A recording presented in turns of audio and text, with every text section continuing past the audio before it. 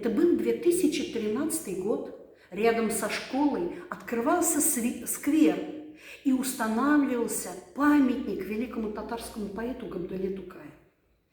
Председатель общественной организации Анвер Ибрагимович Алмаев обратился ко мне с просьбой поддержать идею назвать школу имени Габдуллы Тукая. Вы знаете, конечно, это было сложно. Конечно, я боялась, как воспримут это все окружающие, педагоги, родители, дети, вышестоящие организации и так далее, и так далее. Я очень этого боялась и понимала, что самое главное, я должна пустить Габдуллу Тукая себе в душу. И когда моя душа его примет, тогда я смогу всем объяснить, что это правильно. Я нашла в интернете его фотографию. Причем разные фотографии печатаются, и я нашла ту, которая мне была симпатична. Я распечатала ее и положила на свой рабочий стол. Я работала и смотрела на него. Я поднимала фотографию и пыталась поймать его внутренний мир. И пыталась понять, правильно это или неправильно, как школа будет носить его имя. В конце концов, я взяла фотографию и, глядя на него, я сказала: ну и что ты татарин? Ну и что? И это здорово! Я приняла его в свою душу, и тогда мне стало легко. Я с легкостью произносила, говорила школа имени Габдуллы Тукая. И сегодня, пройдя столько лет, уже это стало так легко. Это уже и дети говорят, и родители.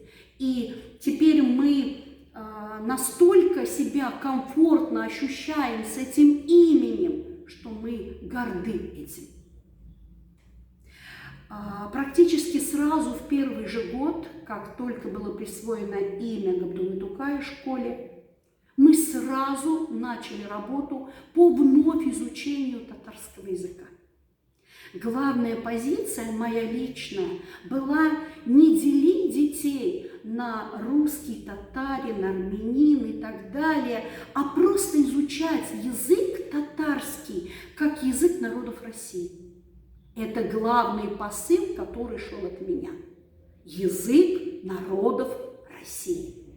И эту миссию мы взяли на себя и уже столько лет несем. В этом году дети 9 класса впервые получат аттестат. Такая небольшая группа детей на базе одного класса. Это был первый эксперимент. Они получат аттестат, в котором наряду с перечнем основных предметов будет предмет татарский язык и литература. Я считаю, что это знаково будет в этом году. Просто знаково. И дети это воспринимают достаточно позитивно. Нет отрицания, нет, скажем, каких-то недовольств. Родители на протяжении всего этого времени тоже не выражают недовольства. Поэтому 2 класса в параллели ежегодно мы открываем с изучением языка. Это и русские дети, это и татары, это и все. Уже появился такой момент, что приходят и просятся в школу те, кто хочет изучать татарский язык. То, что касается педагогов, конечно, нам сложновато, потому что объем и количество часов уже большое. Представьте, да, 2 класса в параллели и до 9 класса с 1 класса.